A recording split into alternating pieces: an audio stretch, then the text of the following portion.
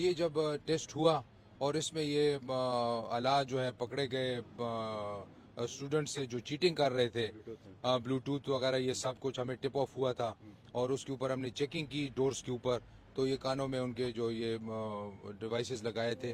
तो इस चीटिंग के हवाले से फिर हमारी एक कमेटी बनी, उसने प्रिलिमिनरी रिपोर्ट दी और उसमें ये सब चीज़ें आया हुई, पुलिस की इन्वेस्टिगेशन उसके ऊपर हुई। तो ये सब चीज़ों के जब देखने के बाद तो आज कैबिनेट में जब ये सब डिस्कशन हुई तो हमने कलेक्टिव ये डिसीजन लिया कि इस टेस्ट को जो है नल एंड वॉइड करार दिया जाए और दोबारा जो है 6 हफ्ते के अंदर अंदर जो है दोबारा ये जो है टेस्ट करवाए जाए।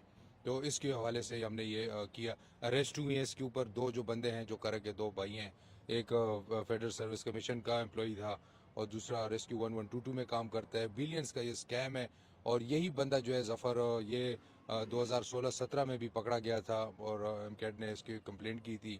तो ये जो चीज़ें हैं हमें देखना चाहिए कि ना सिर्फ मिसालें हम इनको पकड़ लें, अब ये फ़र्ज़ बनते हैं हमारे इदारों का कि वो प्रॉपर इन्वेस्टिगेशन करें और ये फ़र्ज़ बनते हैं हमारी अदालतों का कि ऐसी इबरतनाक सज़ाएँ इनको दें कि कल दोबारा हमारे बच्चों की ज़िंदगियों के साथ कोई खेल ना सके।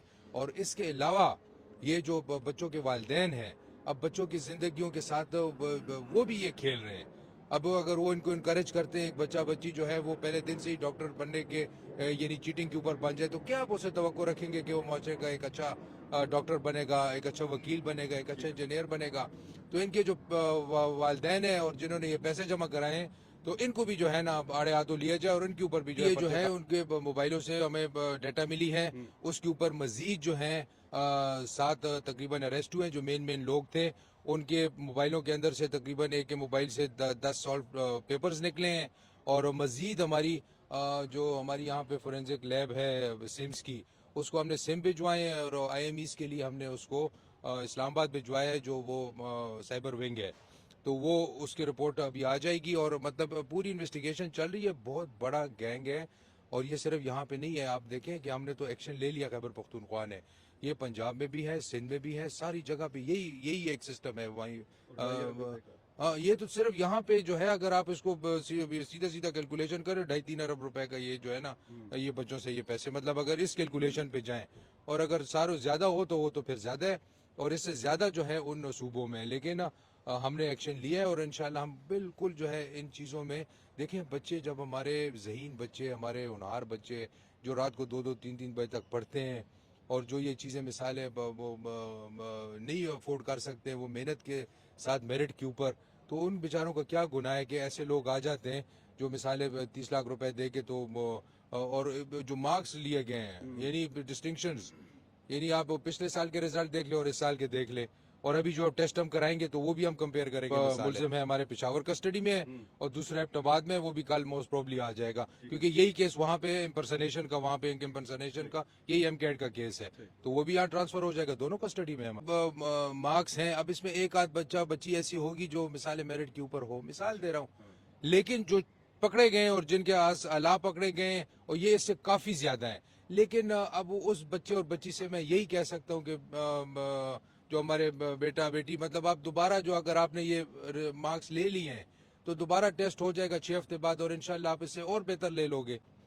यानी और अगर नहीं लिए तो वो फिर दोबारा सड़कों पे निकलेंगे जिस तरह मुजाहरे हो रहे हैं। देखिए ना मिसाल है, अब एक बंदे ने आपको मैं मिसाल देता हूँ, अब जो बच्चा ज़हीन है इसमें हमारे बच्चे अल्हम्दुलिल्लाह खैबर पख्तूनख्वा की हमारी बहुत रेजिलियंट कौम है, बड़े ज़हीन बच्चे, सिर्फ और सिर्फ उनको जो है प्रोटेक्शन की और गाइडेंस की देर है। अब इन बच्चों को हमने प्रोटेक्ट ना किया और ये चीटर्स जो है हमने इनको इस तरह फ्री हैंड दे दिया, तो वो जो बच्चे जो ज़हीन बच्चे वो कहाँ जाएंगे।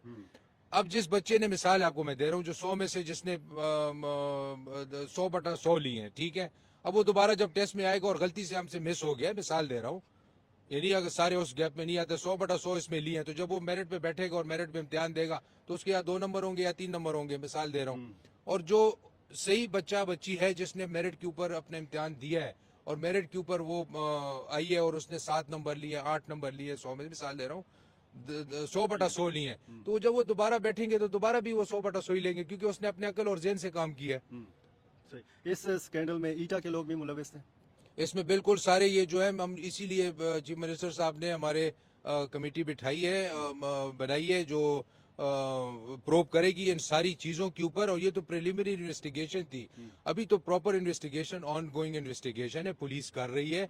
और मंतक की अंजाम तक इंशाल्लाह इस दफा इन लोगों को पहुंचा के हम इंशाल्लाह दम लेंगे। और ये जो नासूर, ये जो कैंसर, इसी तरह के लोग हैं जिसकी वजह से आज हमारा खैबर पख्तूनख्वा जो है जख्मी पड़ा हुआ है। दोबारा टेस्ट कौन लेगा?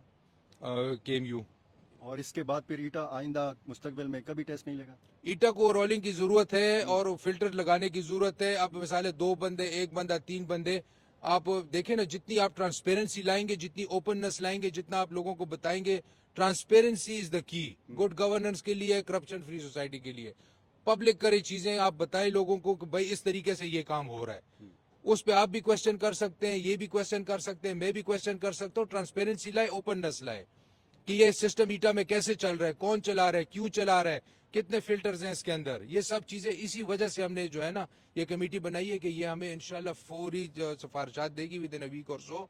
अभी जो कमेटी जो है, और वो हमें बताएगी कि द वे फॉरवर्ड, कि किस तरीके से हम आगे जो है चीजें ले जा सकते हैं इंशाल्लाह। दोबारा टेस्ट के अखराजात कौन बर्दाश्त करेगा? यही हम बर्दाश्त करेंगे। जो गवर्नमेंट और ईटा जो है, मतलब बच्चों के ऊपर हम अब वो नहीं डाल रहे हैं अखराजात जो है, मतलब बस यानी जो जिन लोगों ने वो अप्लाई किया है तो यही बर्दाश्त करेंगे।